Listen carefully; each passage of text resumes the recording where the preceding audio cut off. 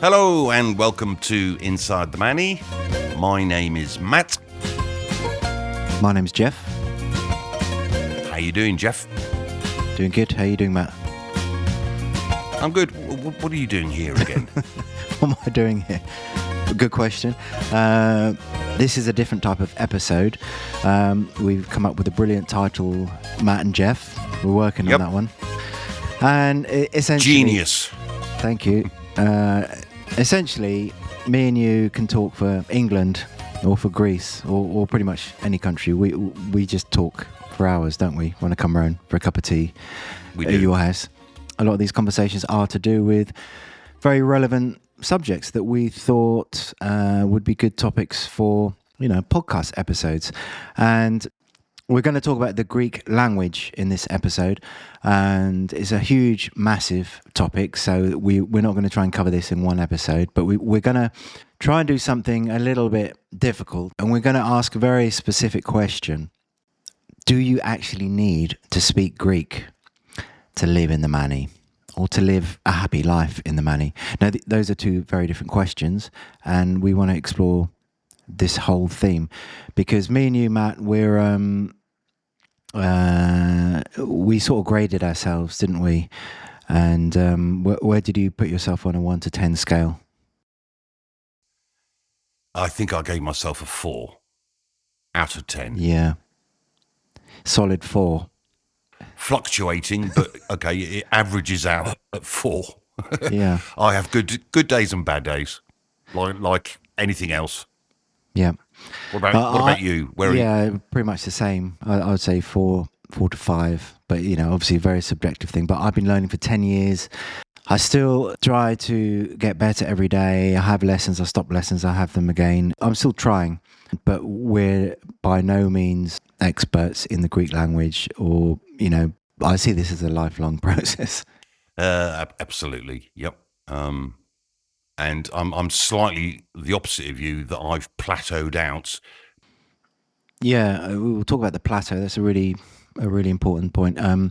But to dive into this question, do you need to speak Greek to live in the Manny? Specific things about the Manny, I would say, are there's some areas where there's the huge sort of foreign community, and there's some areas where you might be literally, even a kilometre away from the nearest goat, let alone person. I agree. And I'd add to that, I think the further you get away from the tourist hubs down on the coast and head into the hills or into deeper Mani, the less English, foreign languages other than Greek, are used. It might be different for you in Kalamata. Is it? Have you found that since you moved? I mean, Jeff used to live down here, by the way. Yeah, it's definitely different. But even though it's maybe more cosmopolitan, here in Kalamata, it's more Greek in a way, because it's more majority Greek. So you pretty much, it's like a working town. Whereas I think a lot of parts of the Manny, especially Stupa, Kardamili, you can get by with English no problem pretty much everywhere, isn't it? Yes, and I wasn't at all implying that if you get away from these tourist hubs, that the people involved in running a restaurant or a cafe or whoever it is you meet up in the hills, I'm not saying that they don't know English. That's not my point. My point is that English, specifically, really, isn't used as much because there's no need. Okay, so the big kind of gnarly question in here, and the reason it's a bit gnarly about this subject, it's almost like a moral kind of thing.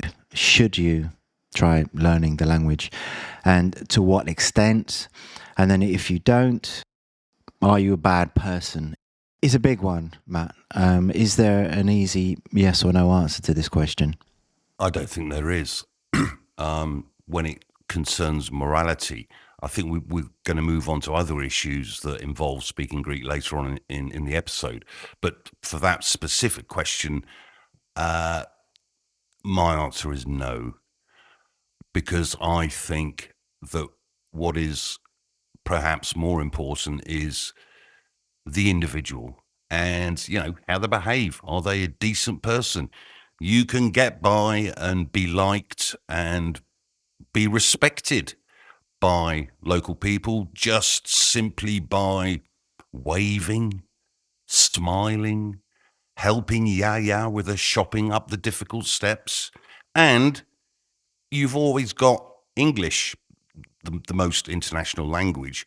You can still communicate. You're just not doing it in Greek.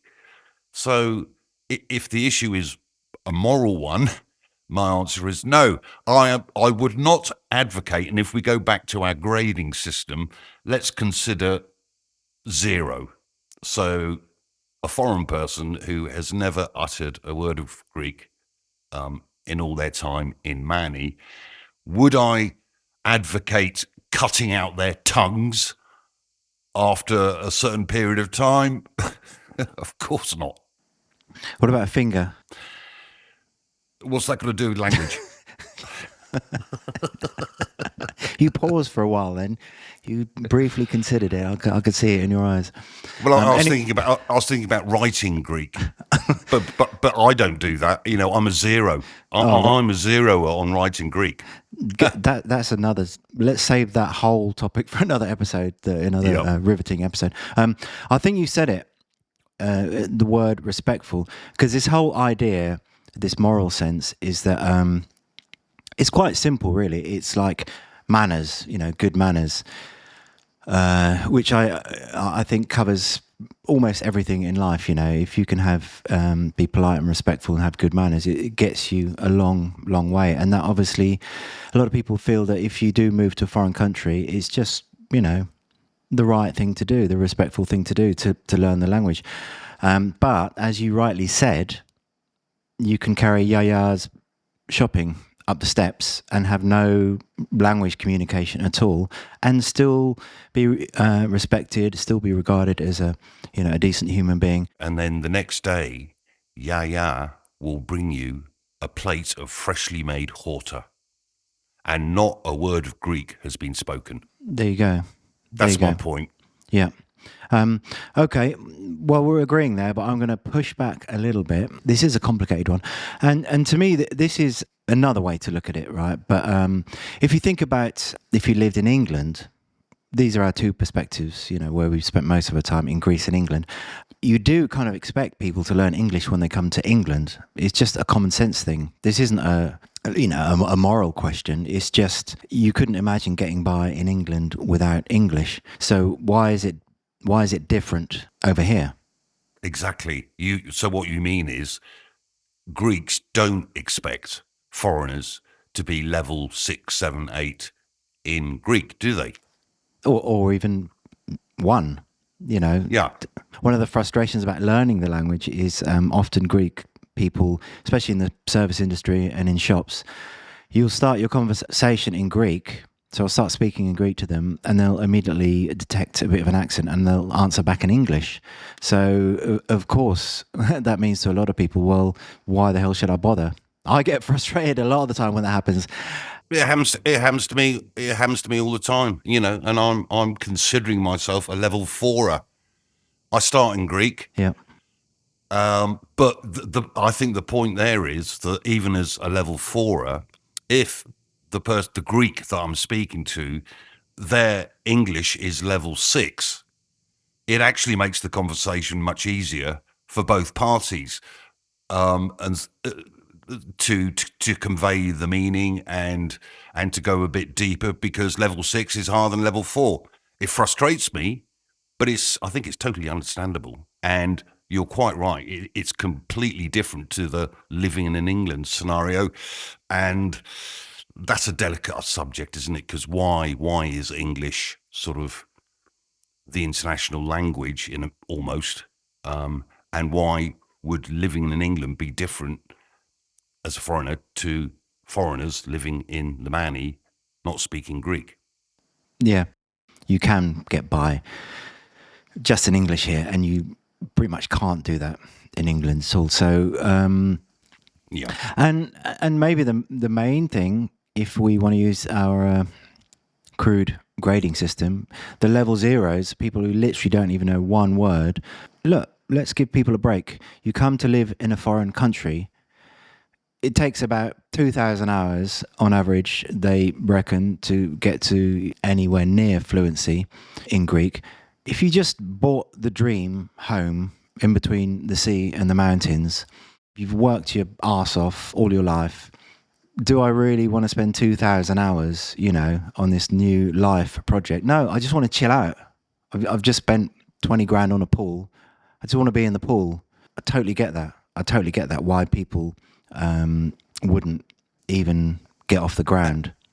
And I think that there are other issues involved in all that, Jeff. I'd say, again, as I said earlier, it's down to the individual.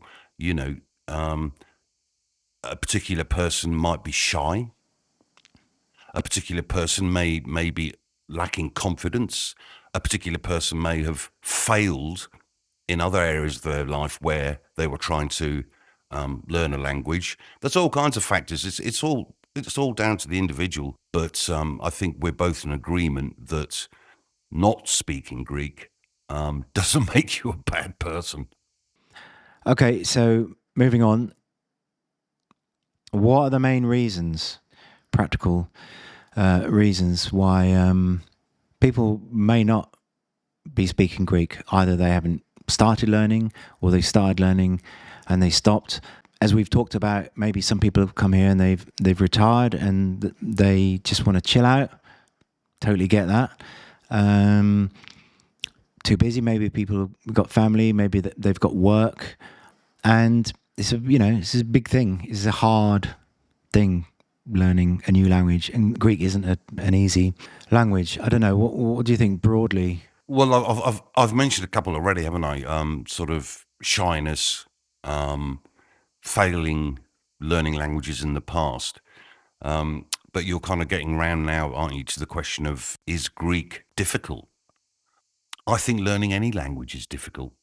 I used to be a language teacher, but therefore on the other side of the fence. So I would teach foreign students English, and the progress was always so slow. I found it really frustrating. It's like, why can't you remember what we did in the last lesson? So the same thing applies to anybody here who's trying to learn Greek.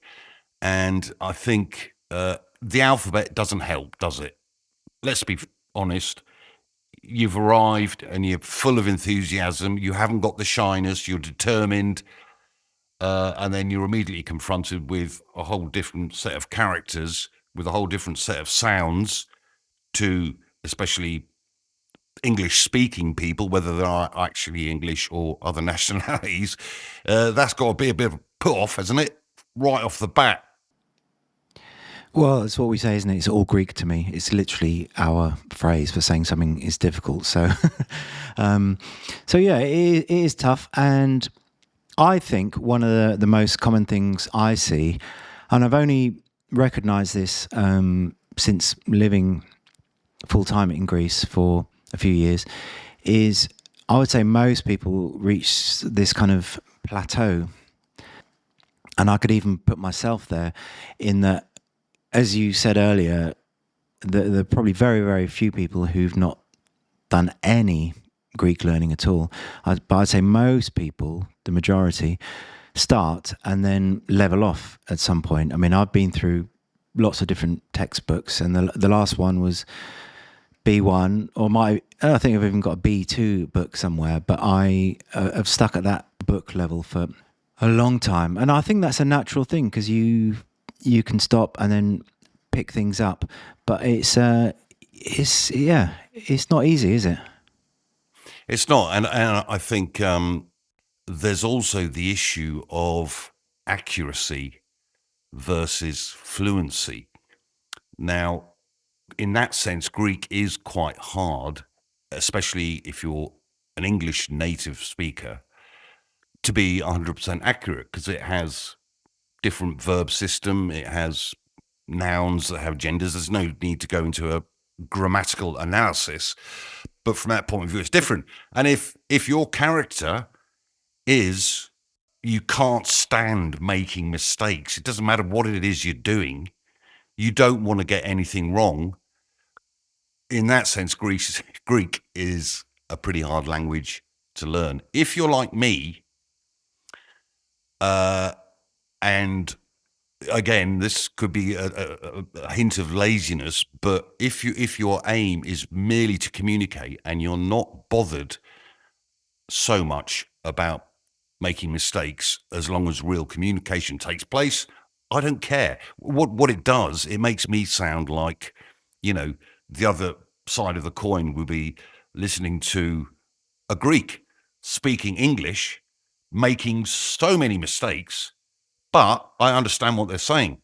No problem. And I reply in English, which is crazy. That's not what we're talking about. But you see what I mean? I think it's how you approach the whole thing is, again, down to the individual. I totally disagree. I would advocate, as you suggested earlier, for cutting out the tongues of people who make too many grammatical errors. And I'm a bit of a grammar Nazi, but we're okay. But that's But yeah, you're right. So there's two approaches. You can do book learning. There's more than two approaches. You can be more focused on book learning, or you can be more focused on getting the ball over the net, as the phrase goes, and not worrying too much about grammar. I'm more the former, and you're more the latter. Go on. In that case, I'm front of the queue for having my tongue cut out, for sure. Good. I'll be there with my chef's knife. No, you're right. Fluency versus accuracy. Either. But more important, I would say, is consistency. We're all guilty of it, but I think just as a good general practice, just try and speak, at least one word. You need to keep doing it regularly. You also need kind of like small wins along the way. I used to be terrified of speaking to, utilities of Cosmodee or the electricity company now, and or even giving directions to people. And these days, I feel a lot more comfortable, and that's taken a long time. But yeah, you need to pat yourself on the back when you have these little small wins. And also, I would say you kind of need a reason as well. I mean, it's a bit obvious, but the reason's got to be more than I just want to learn Greek. You've got to have a more kind of like goals. Don't have to be big goals. You need something to kind of keep you motivated for the long term, and that might just be as simple as you have a local haunt that you go to, and you converse in Greek with that, or you've got some friends that you speak to, and you'd like to carry on speaking more Greek with them. A goal could be as simple as that. It's like when I meet Petros, I'd prefer to speak more Greek than I do English. So that's what I think. Does that happen with Petros? Or do you get the thing where eventually you end up reverting to English? Yeah, that's the tricky thing, because as we said, we both talk a lot, and if I want to put myself across and anything that's reasonably complex, then I will automatically default to English. So I have to keep reminding myself all the time. No, just keep making the effort, even if it takes years and years and years, which it has up until now.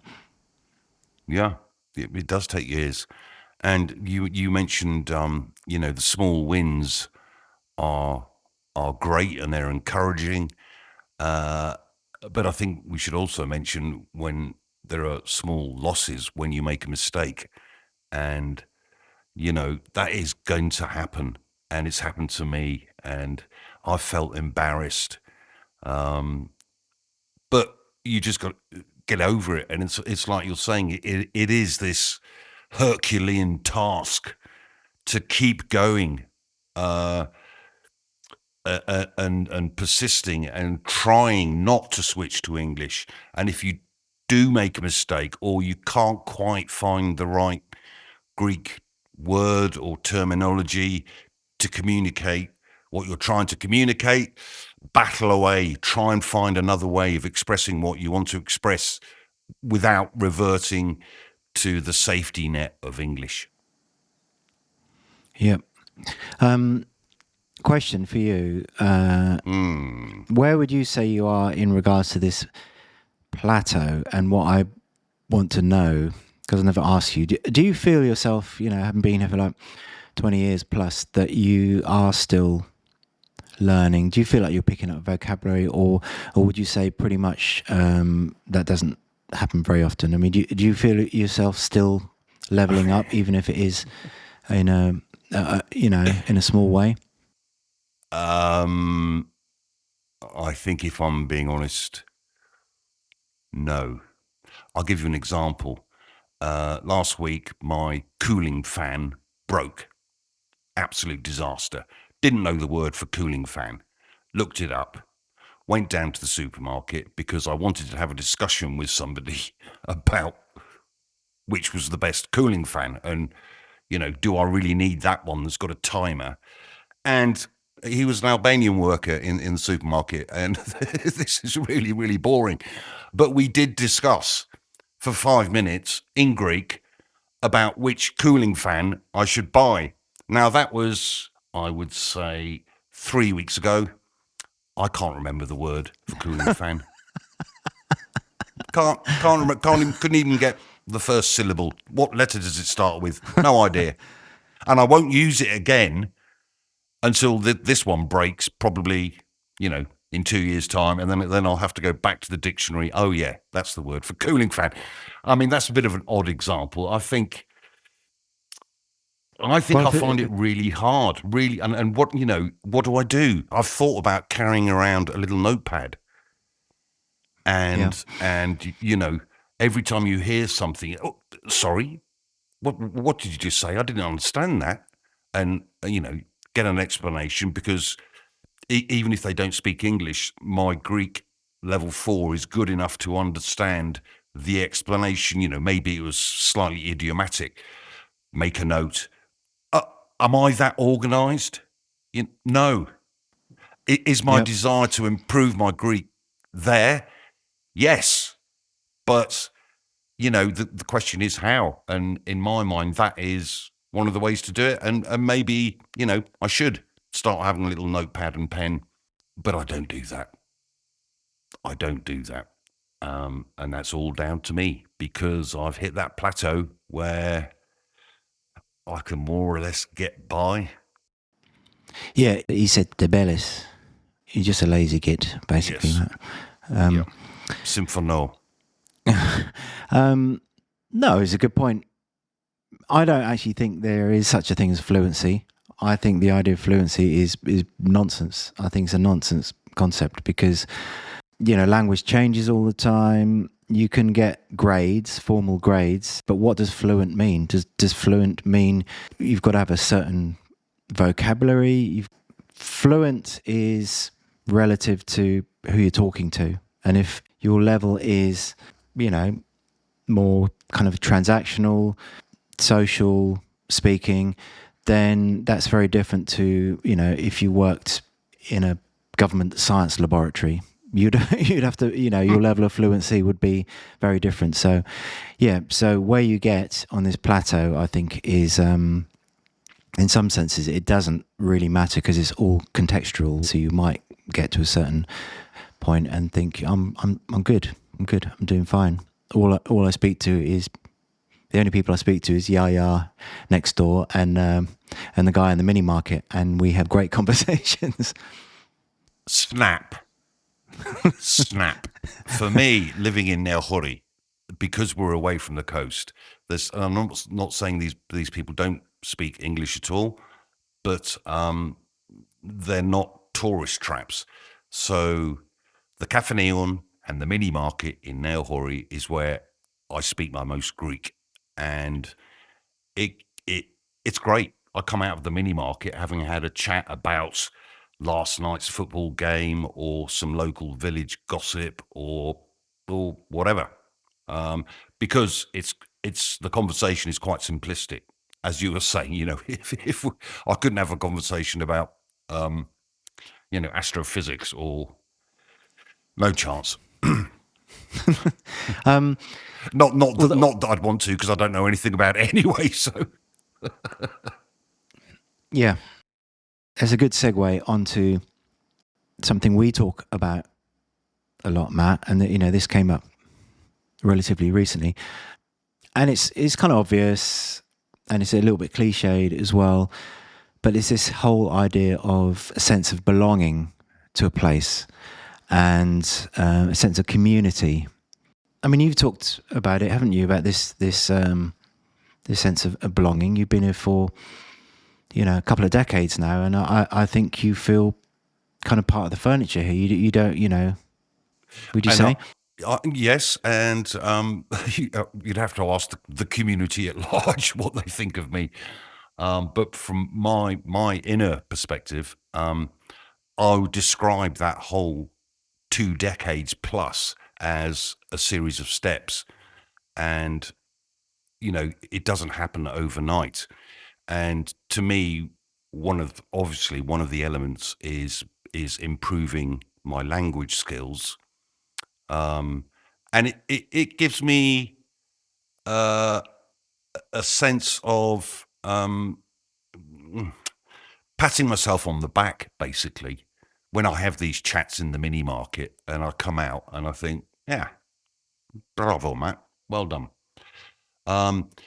Alongside that process of steps is also just being a decent human being, which we've talked about, and getting to know more and more people. Because, okay, it's a small place, but there's still a whole variety of people here, and really, we're talking about local people, not the foreign community. So those steps are go in tandem, and I would say that the language element is actually more important than extending the number of people that you say hello to and they acknowledge you and you learn their name and they learn your name. But put it all together, the result is an ever increasing sense of belonging, of which to me is really, really important. Sorry, I'm getting all serious. But, no, it's important, but it's also not a nice feeling, Matt. It is. And I have a son who's in the Greek school system here. It'd be very hard for me to avoid learning any Greek at all. But I like it. I like the thought of being able to walk into the school and ask the head a question. And it usually breaks down to English at some point, but I will try to do that in Greek. And it's just a nice feeling, I think. It is, and I don't have a child in the school system, but the equivalent to me is whenever around here, and we're talking the Stupa near Hori Kardamili area, it's community events. That whether it's the Stupa Sports Day or it's a Panegyri, when I turn up and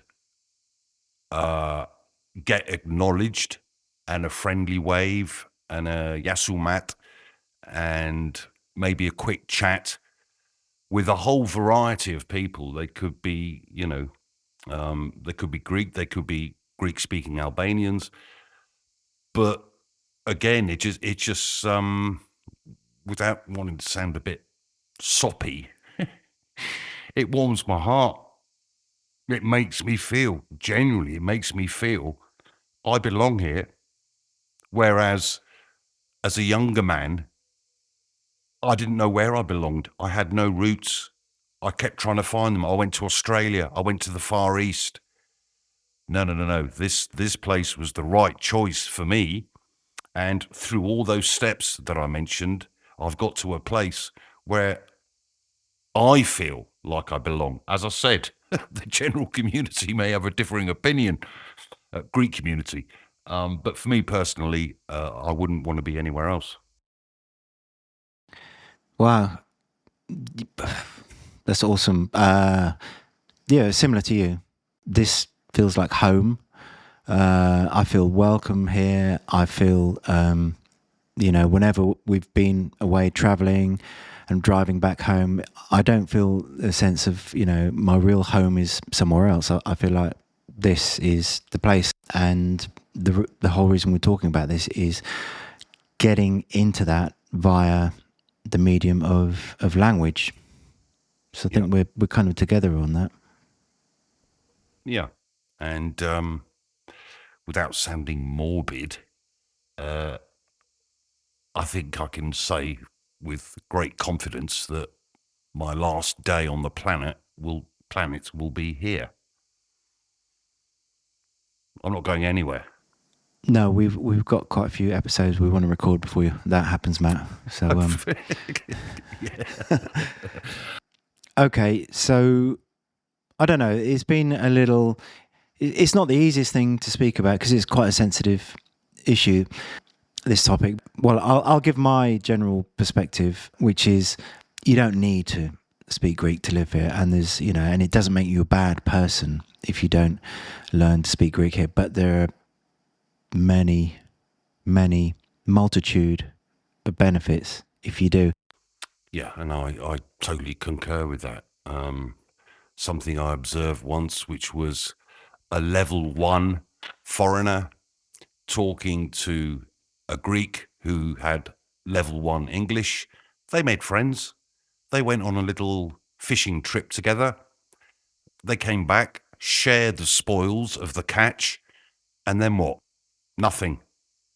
If he was level 4, level 5, they could have then gone for a little ouzo and a meze and had a little chat in Greek, maybe about the day fishing or about anything. That is a far richer experience for the foreigner, and it's only because he can speak some Greek. Yep. Okay, good. Should we wrap it up there? So, yeah, thanks for listening, everybody. Tune in to the next episode. We'd love to hear your opinions. You can leave a comment on the Facebook page. Tell us whether you agree or disagree with us. You can also go to Spotify and leave some comments on there. And yeah, we'll see you on the next one. Bye for now.